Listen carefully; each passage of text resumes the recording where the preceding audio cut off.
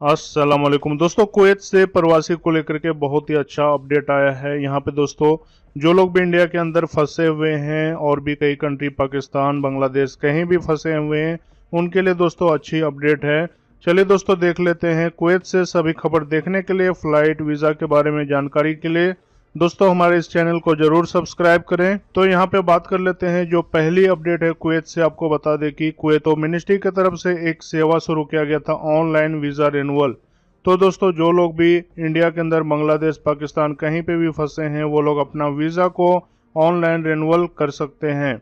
यानी कि अभी तक जो ये सेवा है बंद नहीं किया गया है। जैसे कि दोस्तों आप यहाँ पे देख सकते हैं, ये कुवैत मिनिस्ट्री की तरफ से अपडेट दिया गया है, online renewal of visa to continue for experts outside Kuwait until further notice.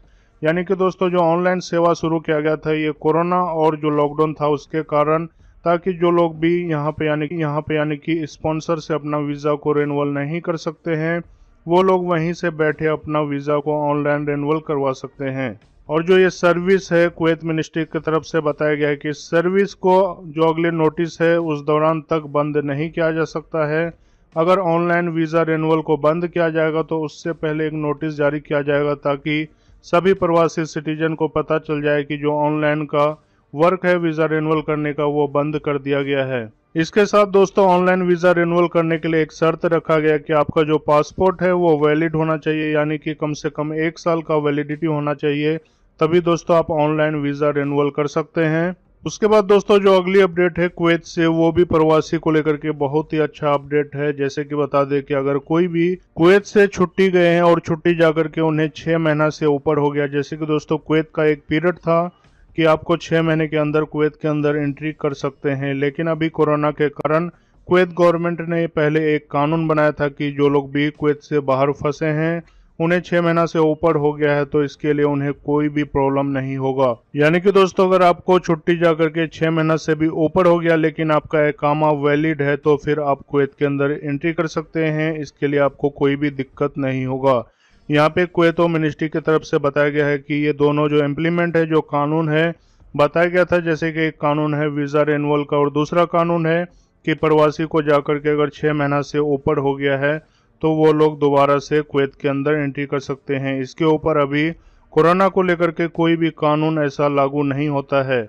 जैसे कि दोस्तों कुवैत के अंदर एक रूल था कि आपको अगर 6 महीना जाकर के हो गया तो ज़रूरी है कि 6 महीने से कम 1 दिन या फिर 2 दिन पहले आपको कुवैत के अंदर एंट्री करना होता था, नहीं तो आपको कुवैत के अंदर एंट्री नहीं कर सकते थे। कुवैत से अगली अपडेट दोस्तों बता दें कि जो लोग भी कुवैत के अंदर अगर विजिट वीज़ा पे आना चाहे या फिर फैमिली वीज़ा पे आना चाहता है, तो फैमिली वीज़ा के लिए दोस्तों एक यहाँ पे रूल रखा गया है कि अगर कोई भी किसी का भी फैमिली अगर किसी को बुलाना चाहता है तो ज़रूरी है कि उनका सैलरी 500 होना चाहिए। यानी कि अगर उनका हस्बैंड यहाँ पे है तो अगर वो वाइफ को बुलाना चाहता है तो उनका सैलरी 500 होना चाहिए। वो इस टाइम सिर्फ अपने वाइफ के लिए ही वीज़ा निकाल सकते हैं। और जो विजिट वीज़ा है दोस्तों, अभी विजिट वीज़ा स्पेशल कैटेगरी का निकलता है। अगर आपका स्पॉन्सर निकालना चाहे, जो भी 22 नंबर वीज़ा है या फिर 18 नंबर है, तो वो लोग निकाल सकते हैं।